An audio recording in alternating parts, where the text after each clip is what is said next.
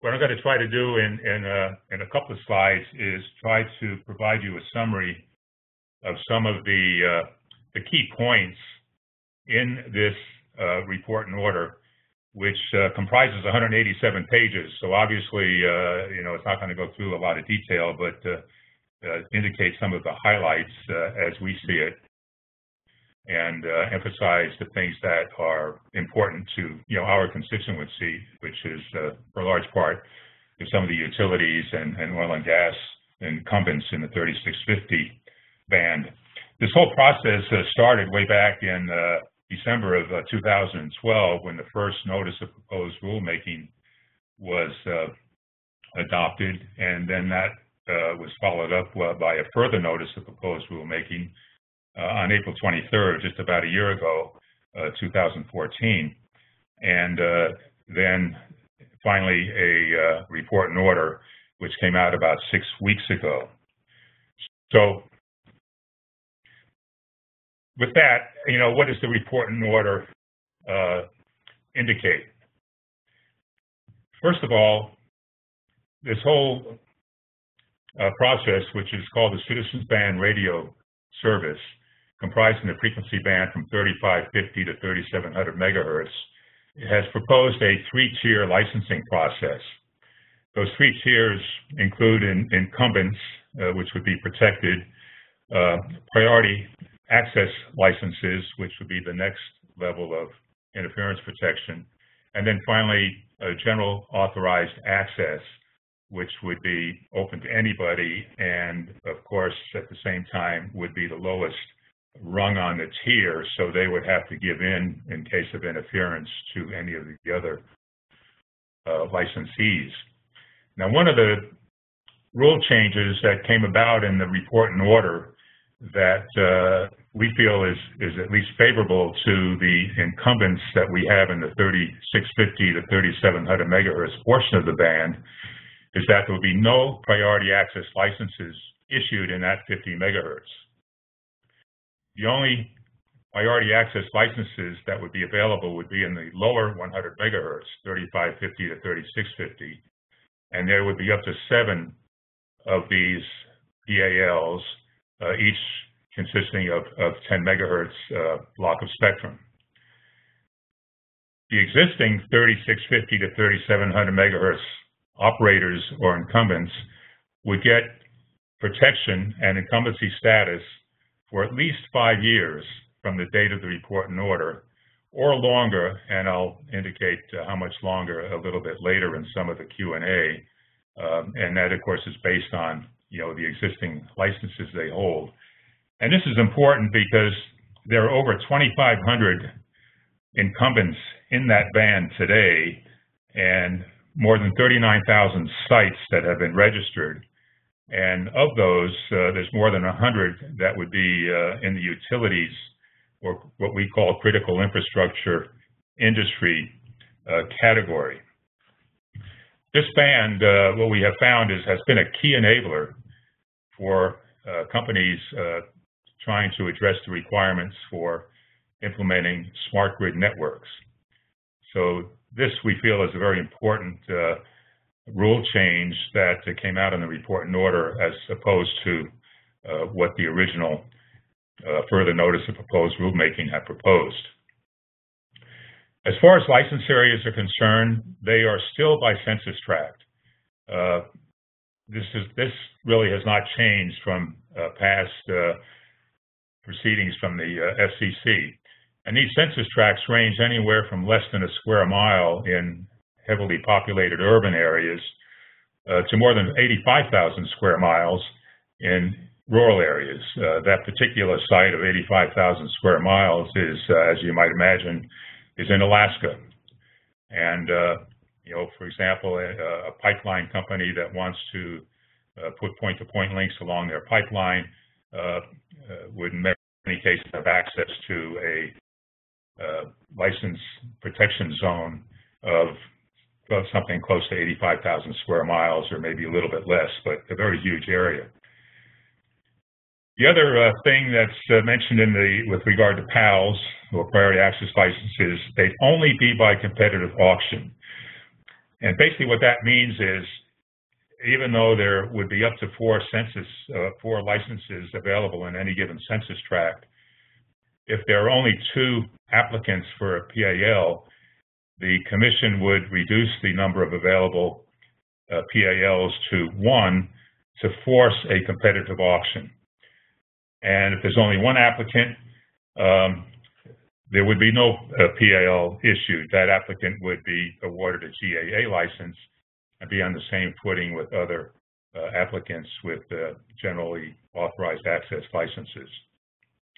So it's only by competitive auction, and it'll be a market-driven auction, the details of which are still yet to be defined, but it was indicated in the report and order that there be no bidding credits for small businesses or critical infrastructure industries, which is a change from some of the past auctions that have been conducted for whether it's PCS or other types of applications.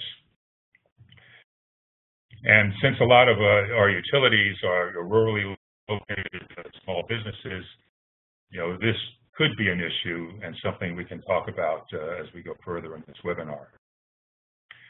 Another change in the report and order, as opposed to the further, the notice of proposed rulemaking issued earlier, is that the Commission would allow both low-power Category A devices, which are really designed for small cell deployments, and it would also allow Category B higher power devices, similar to what we now can deploy in the 3650 band in accordance with Part 90 of the rules, and even conceded to allowing higher power than that in rural areas, where obviously coverage is more important, for example, than interference considerations because of the customers being further and further apart.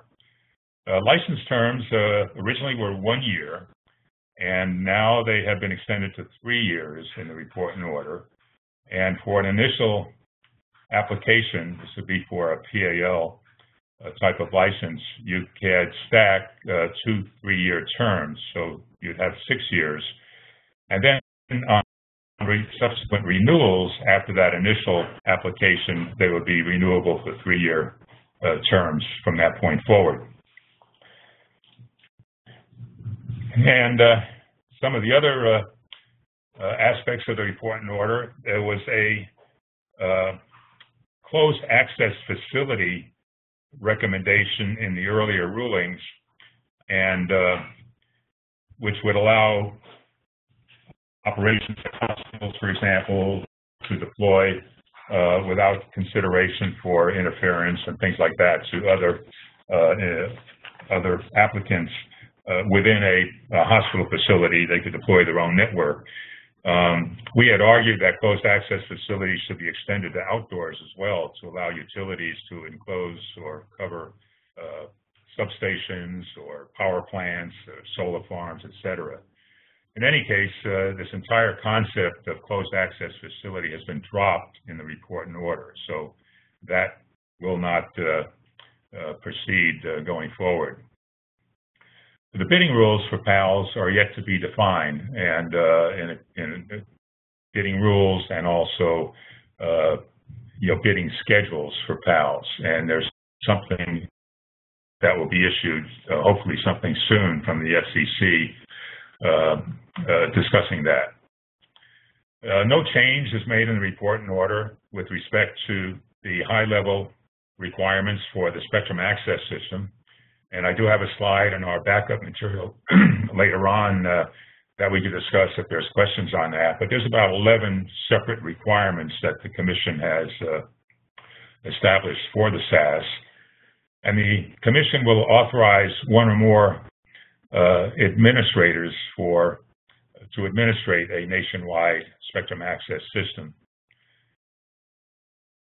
The report and order also introduces the concept of an environmental sensing capability, the acronym ESC, which is intended to detect for interference and so on and so forth, so that the SAS in turn can take proper action in either asking one network to reduce power or move to another channel, etc. The rules for federal and non-federal, fixed satellite uplinks for protection, it still has exclusion zones. They would exist in pretty much the same state they are today, but ultimately when a fully operational spectrum access system is in play, these exclusion zones might change somewhat based on what the SAS determines is appropriate for interference protection. And then there's a number of other issues for which the Commission has asked that a multi-stakeholder group address.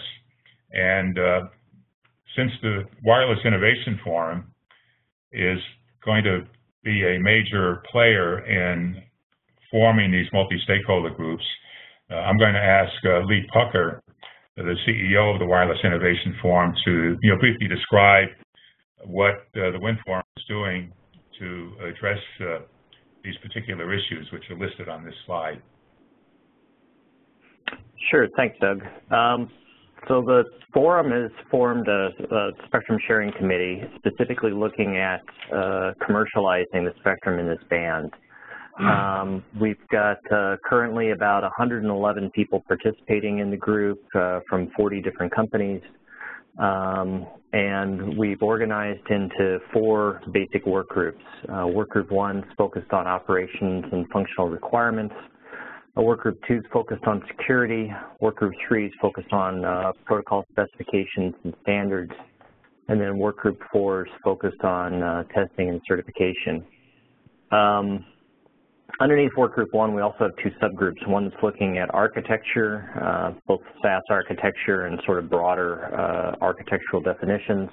And then we also have another work group that's formed with some of the representatives from the satellite community to look at FSS incumbent protection.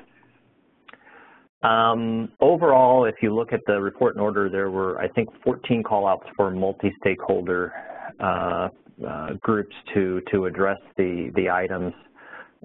We're taking on all 14 in one form or another. There were a couple that we are looking for organizations to partner with, but generally speaking, we're taking on all 14 to partner with.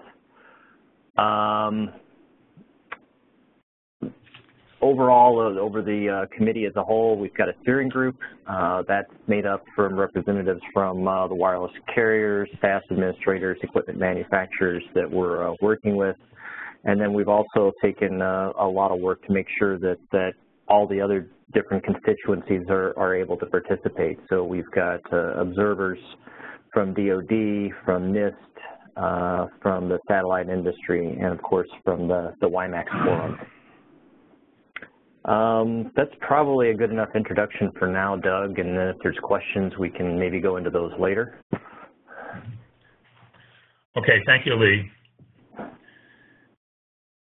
What I wanted to do now is, over the last 6 weeks, we have received from some of our members and others a variety of questions that have come up with people reading through the report and order.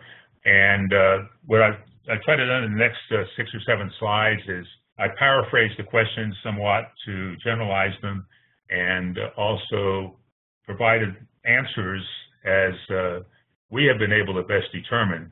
And I have to add in this context is that some of our answers may not be exactly correct, but and require further clarification from the FCC, but they do represent our best guess as what the answer should be.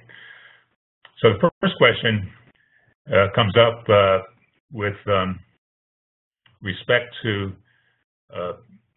somebody who is already an incumbent, say in this 3650 band. I acquired a license in the 3650 to 3700 megahertz band on June 5th, 2014, and have registered with the Universal Licensing System prior to April 17th, which is the date of the report and order. Will I be considered an incumbent in that band? And the answer is yes. but you will not have the same advantage as one who has acquired a license prior to January 8th, 2013. And the reason January 8th, 2013 is mentioned several times in the report and order is that's the date of publication of the original Notice of Proposed Rulemaking in the Code of Federal Regulations. And what that means is that if you acquired a license in this band after that date, you would have already known what sort of rule changes you were going to be subject to. And for that reason, you would not be awarded the same sorts of incumbency protections as someone who had acquired a license before that date, who had no idea that rule changes were going to occur in that particular band. And I've included in here what rule is change is involved here, 90.1338.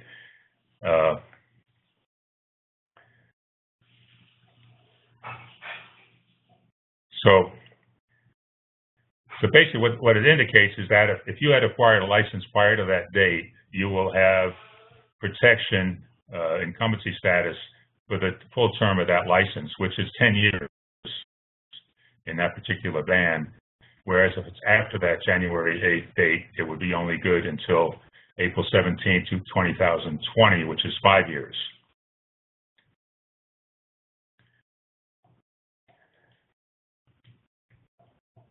And the next question is, there's really two parts here. And I meet the requirements, thus I am considered an incumbent and given the grandfather status in the 3650 band. How long will I retain grandfather status and what happens after the grandfather period? And then here again, it's answered part of this previously. You provide a grandfather status for 5 years or until your original license under Part 90 rules expires, which is 10 years, whichever is longer. And here again, if you acquire a license on January 8th, you will be grandfathered until January 8th, 2023.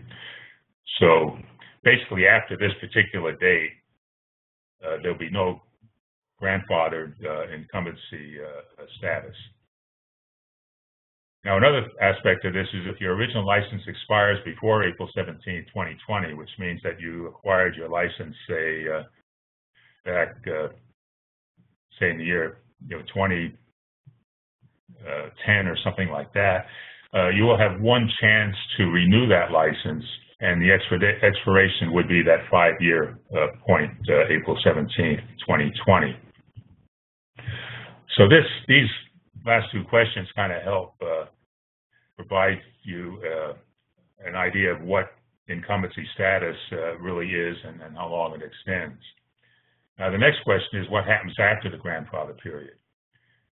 And after the expiration of the grandfather period, which occurs at April 17, 2020, or later if you happen to have a license under the conditions I just mentioned, with respect to interference protections, you will be operating on equal footing with other GAA operations in the 3650 band.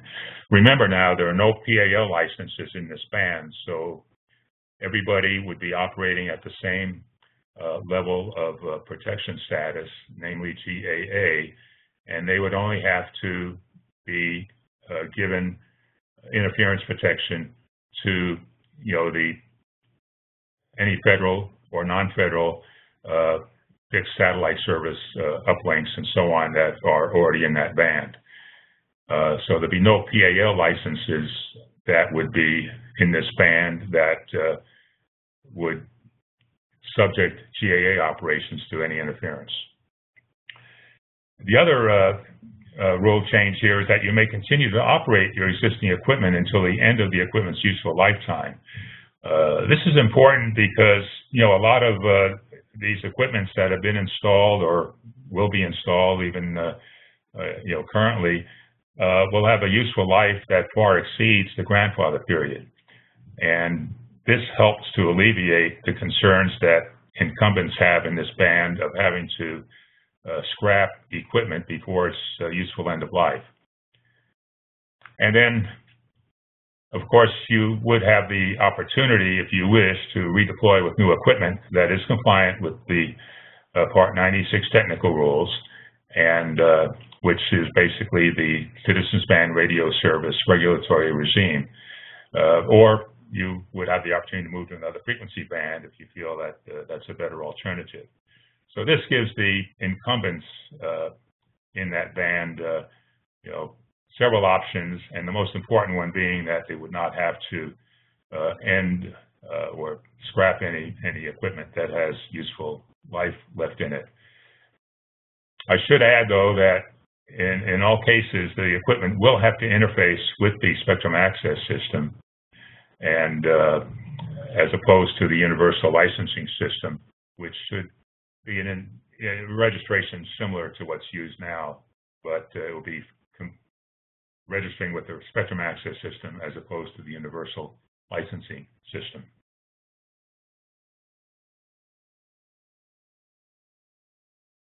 Now, if after the grandfather period I decide to redeploy with Part 96 compliant equipment, well, I have to readjust my coverage contours.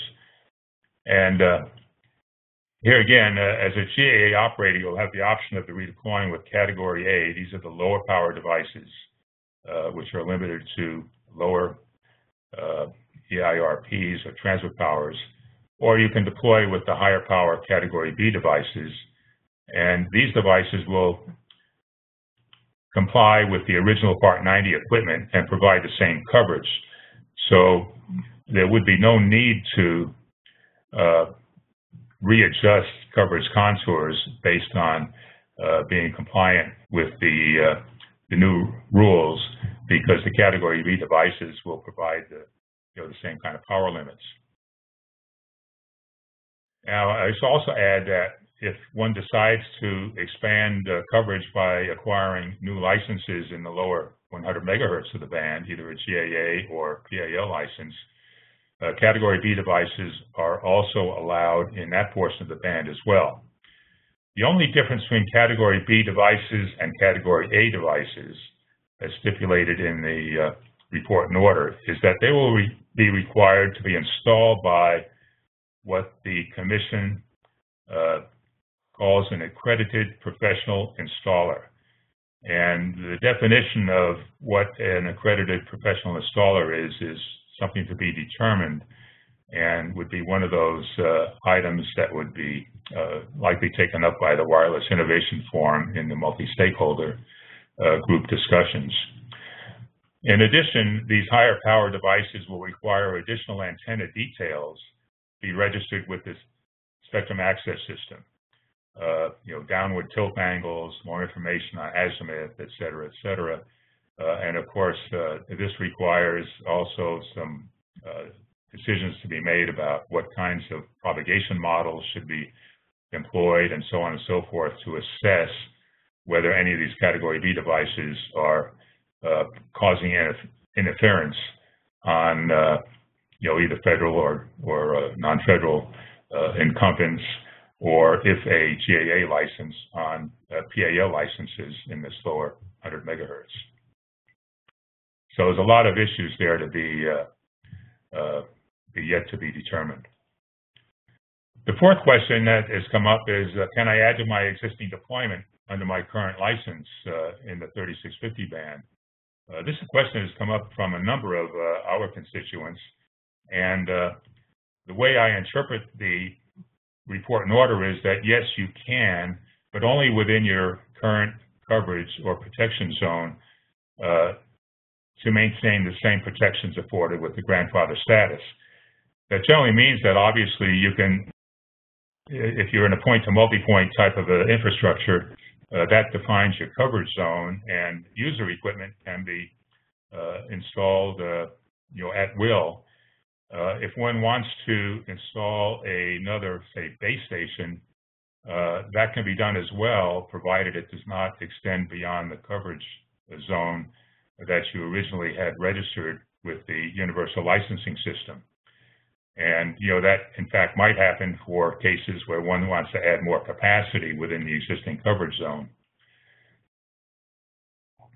If you want to register sites outside of the grandfathered protection zone, these sites would not be entitled to any special interference protections from other citizen band radio service users. These would be issued on a GAA status in that band. Now, I have to add here that it's not clear at this point in time exactly when the FCC will accept applications for GAA operation in either the 3650, 3700 megahertz band or in the lower 100 megahertz of the band. Is it, for example, is this dependent on the availability of the SAS? And we do not anticipate, we'll have an operational SAS, in the next year perhaps, but it's certainly not operational at this point in time. So that, in my view, is a question we need further clarification on from the FCC or the Commission. Fifth question, if I do decide to register sites outside my current protection zone, is it necessary that they operate over the entire 3550 to 3700 megahertz band? One of the requirements of the CBRS rules is that going forward, once the rules are fully in place, any equipment operating in any portion of the band must be operable over the entire band. And that's to enable the spectrum access system to assign frequencies anywhere within that 150 megahertz band. Now, the answer to this question is that no, deployments during the transition phase are not required to operate over the entire band, but at the end of the grandfather phase, citizens band service devices are expected to be operable over the entire band and fully comply with the Part 96 rules. So what the Commission is suggesting here, that would be advisable if equipment is available to implement equipment that does operate over the entire band, so they do not have to change their equipment, at the end of 5 years, which would certainly be before the end of the useful life. Now, another point I want to make here too is that the devices that are considered CBSD devices are the base stations, essentially, not the user devices. And this is delineated in Rule 96.3. So again, it's advisable to deploy devices that are operable over the entire band, but it's not mandatory. It just means that they would have to be changed at some time in the near future, namely in 5 years. Number 6, I'm a small utility and wish to have interference protections for coverage of critical infrastructure. How do I qualify for a priority access license, and what will it cost? All right, again, as we already mentioned, PALs are only available in the lower 100 megahertz portion of the band, and they will have protections from general access authorized users. They will still have to provide protection to the other incumbents. Now, another key point here, there are about 30 fixed satellite service sites in the 3620 to 3650 band, and only 5 in the 3550 to 3620 band. And this is just sort of in there as a kind of a recommendation. If one is going to apply for PAL license, the lower portion of the band would be more favorable than the upper portion of that 100 megahertz. Now, to qualify for a PAL, the qualifications are no different than they are to hold an FCC license. And the only thing the Commission asks is that they demonstrate that they are qualified to serve the public interest, and you have to be a citizen or a U.S. company, et cetera, et cetera. So there are no special requirements for that. And the way the Commission has structured the process to ensure a competitive bidding process is they will always limit the number of PALs available to one less than the number of applicants. And if there's only one applicant, there'll be no PAL for that particular license area. Now, with no bidding credits for small businesses or critical infrastructure industries, we have to ask ourselves the question of, will costs be high in a market-driven auction, or at least too high for some small rural area located utilities? And this is something that we may want to address further with the Commission in terms of maybe reconsidering that particular rule in the report and order about, bidding credits. This is an argument we had posed in the our original submissions to the FCC, that market-driven bidding for PALs or priority licenses would not be a level playing field. All right, an obvious question that will come up is, when can I have equipment available that is Part 96 compliant? Obviously, as we've already indicated, there's a lot of technical rules that still have to be determined, and these will be determined by these multi-stakeholder groups. So we don't know precisely at this point in time, exactly what Part 96 compliant equipment will be, but I can add here that the WiMAX Forum is in the process of developing system profiles specific to the 3550, 3700 megahertz band, and we'll be working with our vendor members to ensure that equipment that is compliant with the CBRS regulatory regime will certainly be available, in a timely fashion, as time goes on. And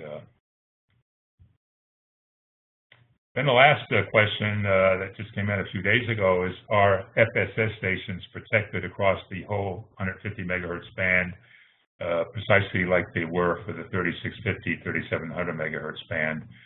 And the answer to that is that the second further notice of proposed rulemaking is asking for industry comments related to protections for both in-band and out-of-band fixed satellite service incumbents. And once these are determined, the protections will be enforced by the Spectrum Access System. Until the Spectrum Access System is implemented, and it is reasonable that we can expect that protections will be in accordance with the existing Part 90 rules for the entire 150 megahertz band. At least that's our current interpretation of what the Commission is intending.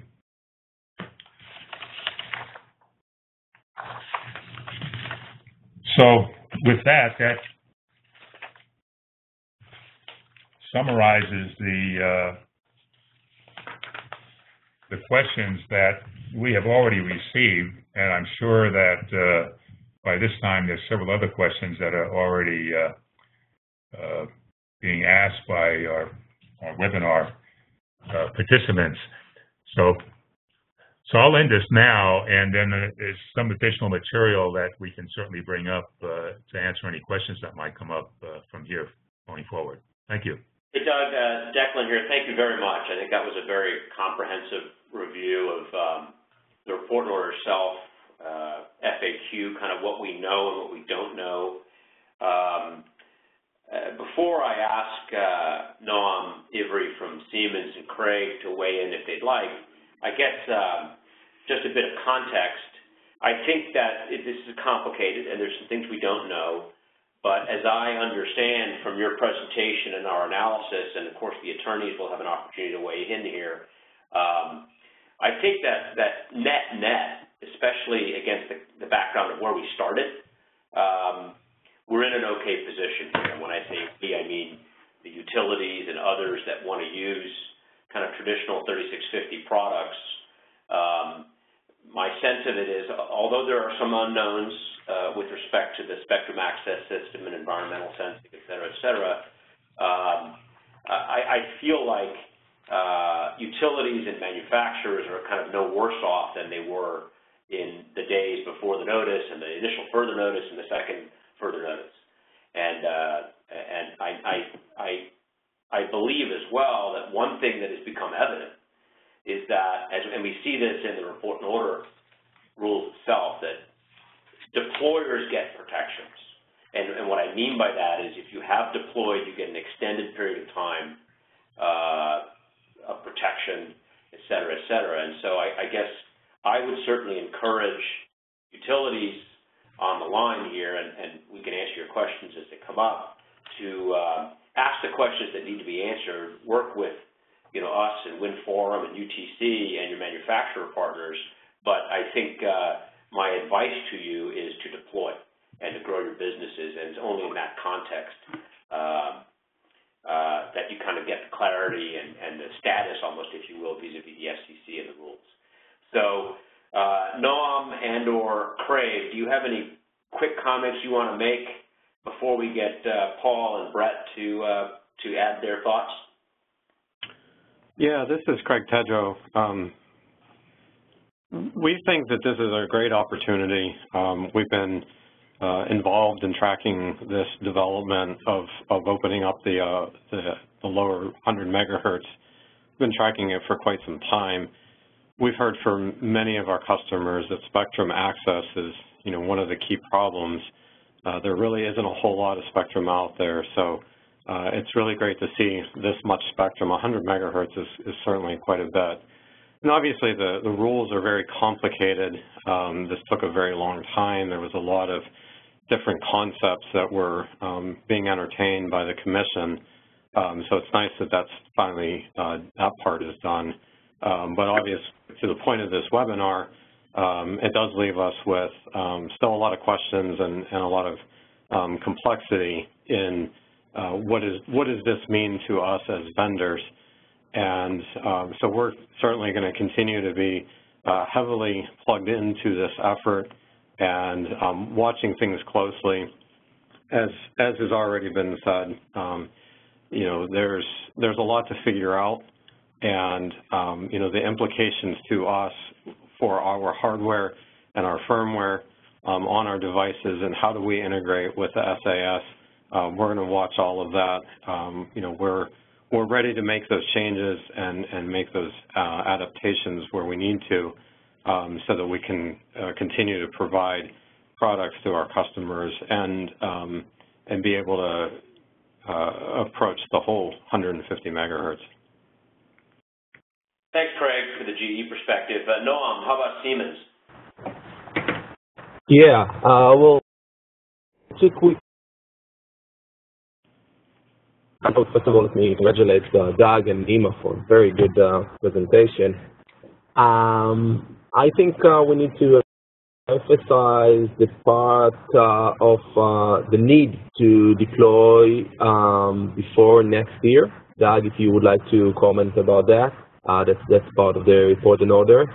And second of all, as a vendor, I can say that we were very happy to see the understanding of the FCC of how the product is actually built, and we know now that the SAS will not require any hardware change. It's purely a software gateway.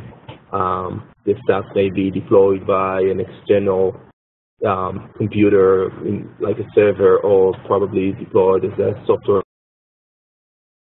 inside the base station. In either way, we know now that it would just require a software version from us, and that's very good, because anything that we deploy today is software, is future ready from that perspective. Okay, good. Thanks, Noam. And we certainly appreciated the stalwart support of Siemens and GE as we've kind of marshaled folks. Just for folks on the call, we probably had 5 or 6 meetings with FCC face-to-face in DC with a group, and I see that the American Petroleum Institute is represented on the call as well. Certainly, we appreciated oil and gas, that community's involvement. Brett Kilborn from Utility Telecom Council, you have any comments you'd like to make?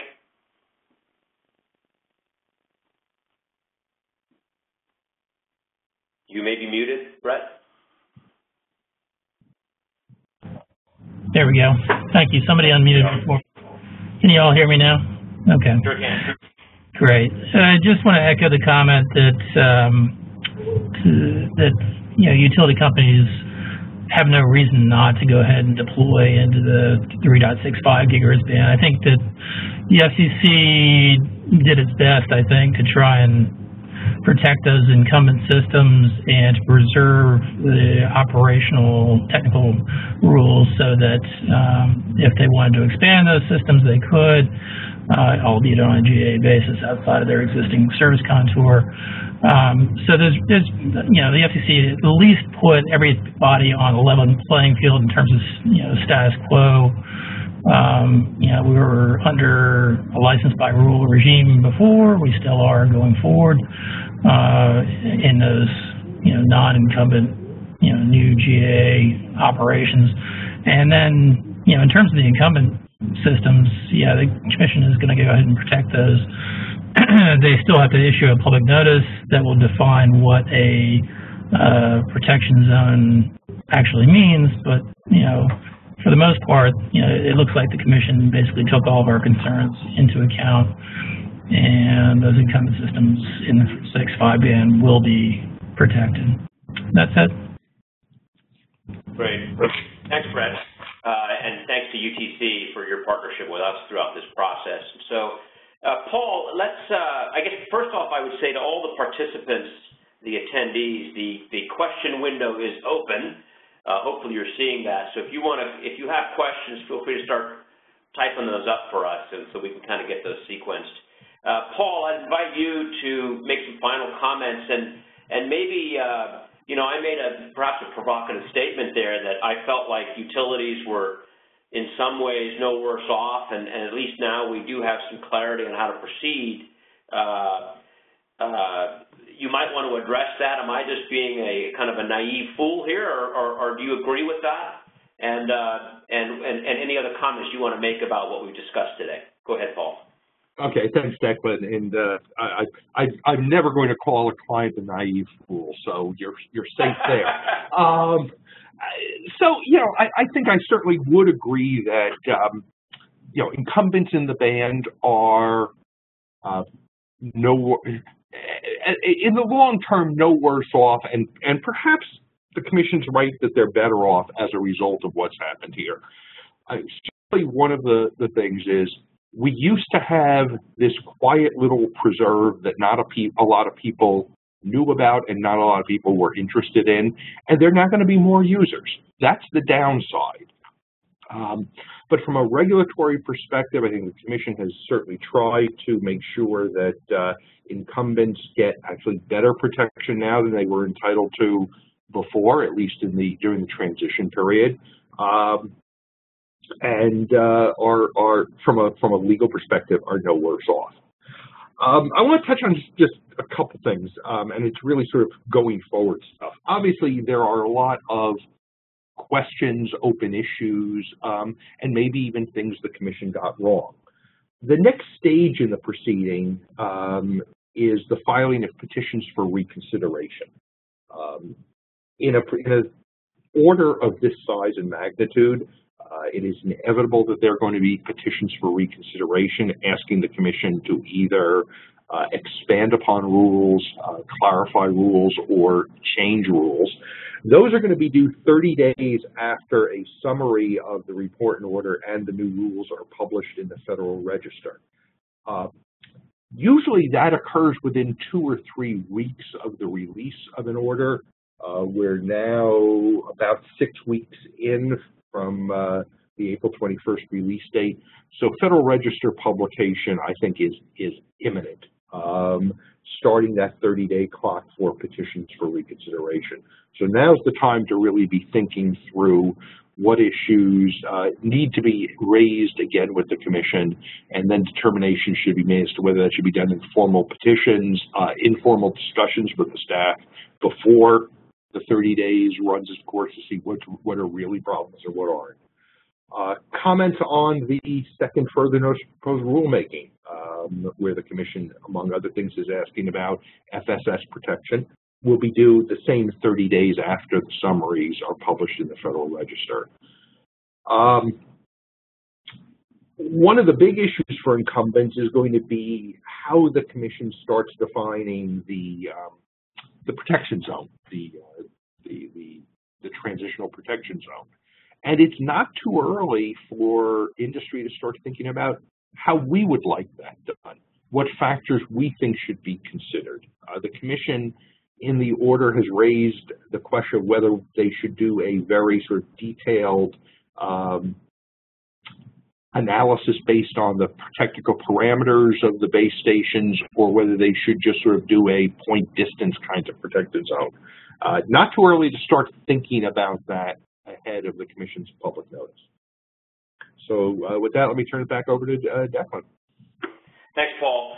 So I guess before we start answering some questions which are already surfacing on the panelist view, you know, the group of presenters, thank you very much, everybody. We've already indicated that the work is not done, and that there's not only a pretty intense activity in the WinnForum with Lee Pucker's organization, which are very friendly to our interests and our concerns, and we, alongside some of the manufacturers, are participating in that organization. But I will say to the participants on the call, particularly the utilities, we built up a pretty effective coalition last year, which went to work, and that represented, you know, oil and gas, utilities, manufacturers, industry organizations such as UTC and the WiMAX Forum, and it's because of that effort that I think we find ourselves today in a not too bad a spot. And as GE Craig mentioned, you know, good news is we have extra spectrum now to work with, and the good news is we actually have pretty strong protections for incumbents. We also have a pretty decent visibility into what's coming in terms of the post-incumbency period. So I'd certainly encourage folks, reach out to us, and we can get you information. But we're going to be back in touch with you as utilities and others as we continue to advocate, understand, and influence around this issue. So I think we've got a first question from, I'm going to pass over the Q&A to Rich Hawkins and our team, and he'll kind of field the question as best he can to our panelists. Go ahead, Rich. Thanks. Yeah, so the first question that we have, and I think Doug is probably best to answer, is where can we find info about the ESC?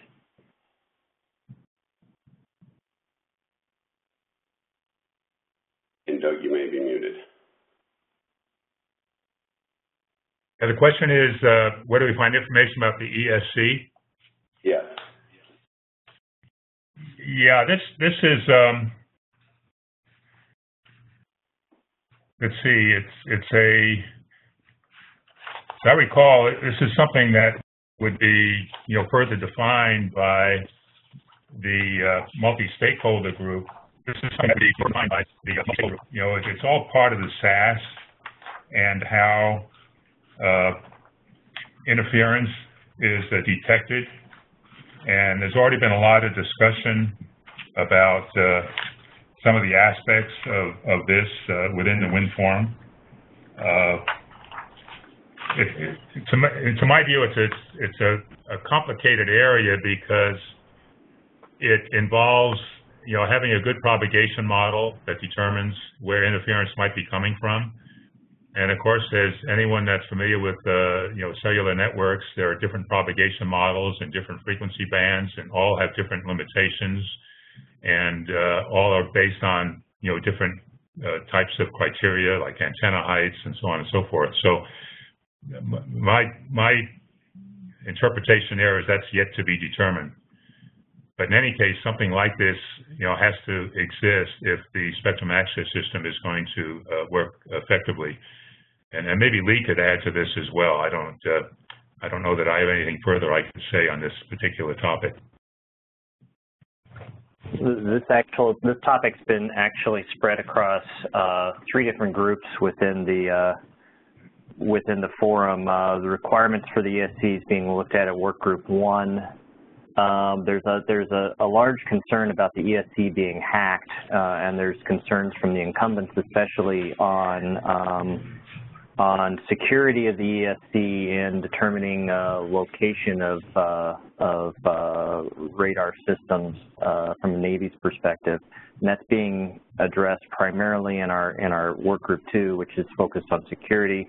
And then the interfaces to the ESC subsystem are being looked at right now just from a requirements perspective, and they're trying to determine if there's a separate protocol required there in work group 3. So we've got quite a bit of time that's being spent on ESCs from across our various work groups. Eventually, one of the things that's going to come down is certification, and there's actually in the report and order there's specific rules associated with certification of the ESC subsystem, and that's going to be taken up by our work group 4, but they haven't gotten there yet. Great, thanks. Okay, so the next question is what EIRP rules apply to CPEs under the new rules? Again, maybe Doug. Yeah, can you repeat that question, please? What EIRP rules apply to CPEs under the new rules? Yeah, those on the CPEs, that's the user equipment, those are more determined by, actually they're similar to what they are today. They're usually determined more by human safety exposure limitations and things like that, you know, like for mobile devices, or if it happens to be you know, electric meter that's communicating back to an access point. So, you know, those rules have not really changed for, you know, consumer, you know, the end user devices. They're pretty much similar to what they are now with Part 90. And I didn't see anything in there that indicates any changes on those. The only ones that they stipulated EIRP rules are for the you know, the Category A and Category B devices, which would generally be you know, for base station type applications. Yeah, actually, this is Orson. Actually, the rules are all set out in Section 96.41 of the new rules, which are at the back of the NPRM. And for user devices, the Commission specifies a maximum EIRP of 23 dBm for 10 megahertz.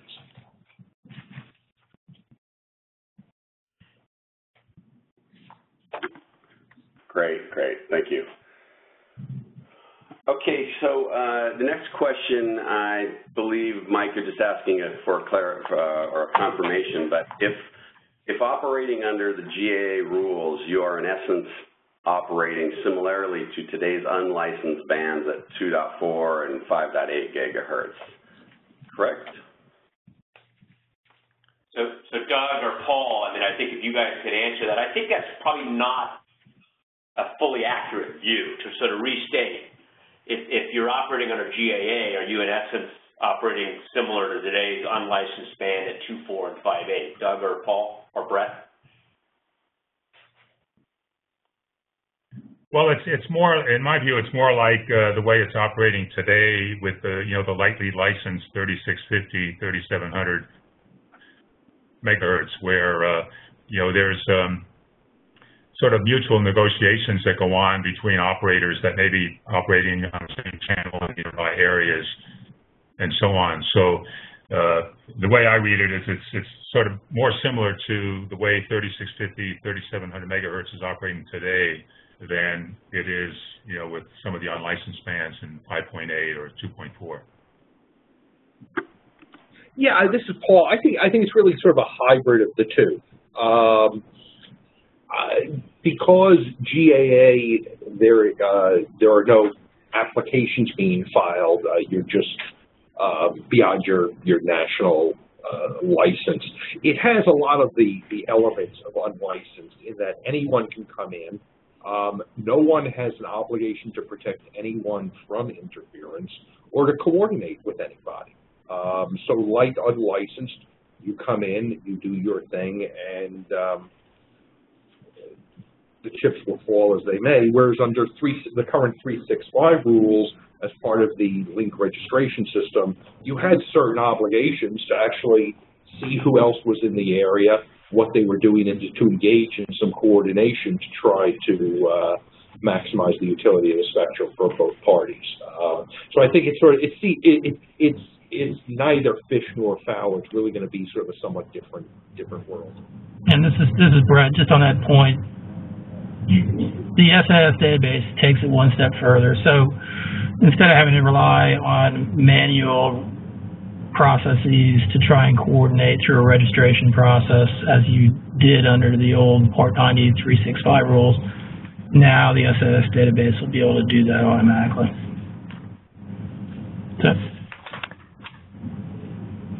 And this is Lee. Also related to that is that then when if an incumbent does come up in the spectrum that you're using, the SAS database will basically direct you to vacate that spectrum and give you options for relocating as well. So there's additional, sort of command and control items in there to manage protection for the higher tiers.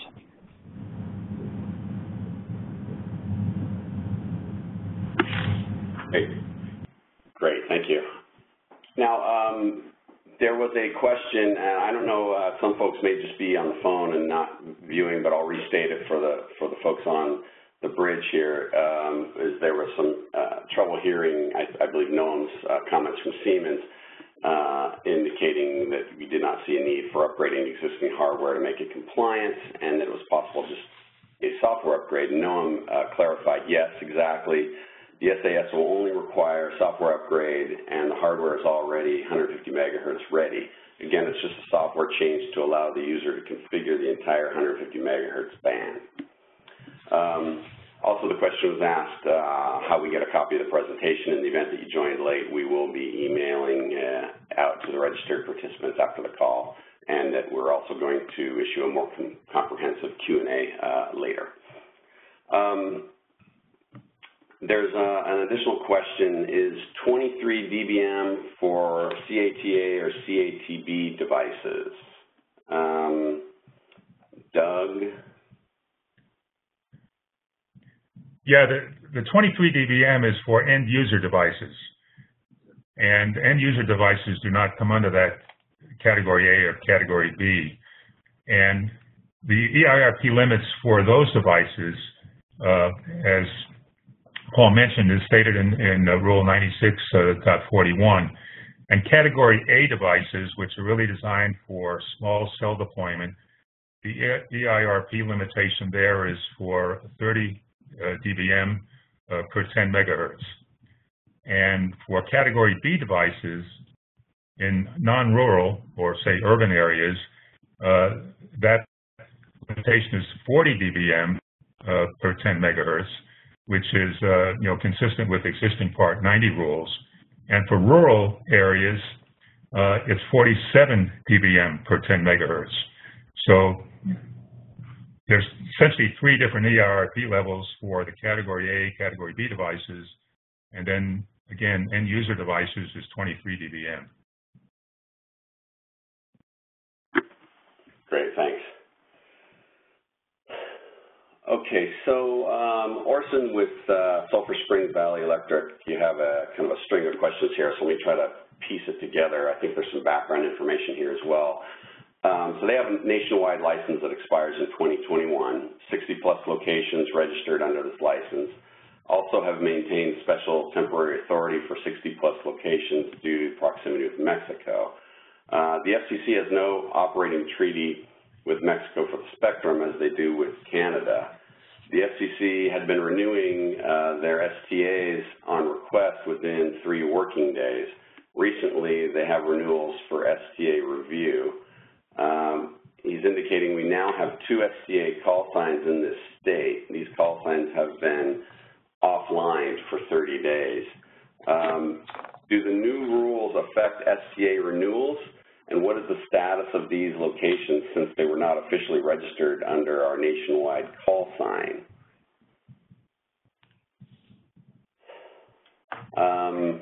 Paul, you may want to try to get that if you heard the background. Sure. I think there's been email traffic on this before too, so go ahead. Yeah. So I mean, all good questions. The answer is I don't think we have any clear answer in the report and order. It isn't terribly surprising to me that the Commission has offlined the STA requests, and presuming that they have been timely filed, you can continue to operate under the STA, so the delay